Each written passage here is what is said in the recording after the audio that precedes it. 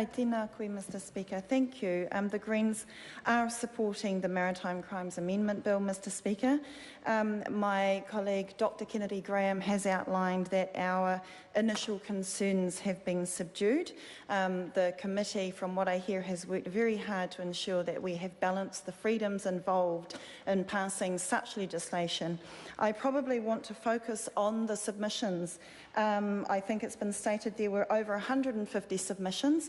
I think 140, the majority of which were concerned about getting the balance of these freedoms right. So this Maritime Crimes Amendment Bill is to enable us to be on course with international terrorism, counter-terrorism treaties, and we wanted to ensure, I'm proud to say as New Zealanders, that we balance the freedoms of safety and security and the freedom of life, of course, with the freedom of association, movement, the freedom of assembly, the freedom of dissent and conscience and thought, because balancing these freedoms is essentially is important, particularly in light of a populist global narrative that seeks to shut down legitimate global movement. And as we see the rise of that shutdown of legitimate global movement, I am quite proud of what I'm hearing from the Select Committee in ensuring that we're not knee-jerking to that populist response. So go us. But I want to thank the New Zealand community for the submissions and making sure that they are keeping this House on our toes to balance those freedoms, because as it has been said earlier, one person's terrorism or even protest can be a whole iwi's act of kaitiakitanga.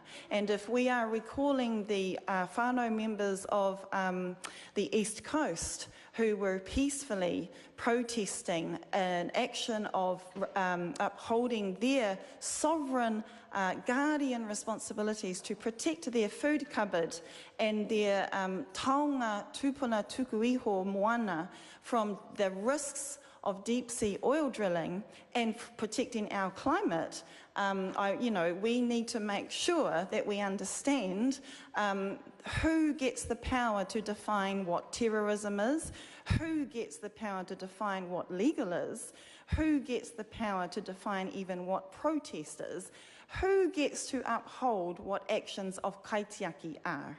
And so I want to thank the submitters for understanding that and for making sure that we uphold that. This is a bill that we support because at the core of Green Party kaupapa is our commitment to peace, and particularly our commitment to peace through justice. So in closing, what I want to focus on is, yes, this seems like a sensible bill that the Select Committee has worked on to ensure that we've got the balance of the freedoms right. But the Green Party is very clear that the real counter-terrorism strategies are not so much in the punitive legislation.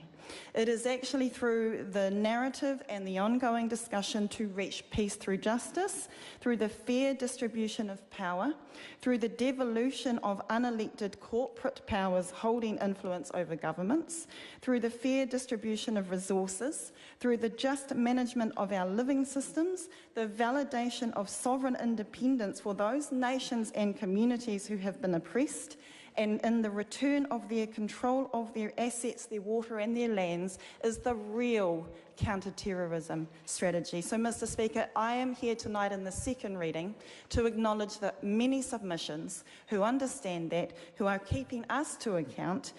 So we'll support this in the meantime, but what will really keep us safe is the ongoing discussion of justice. Kia ora.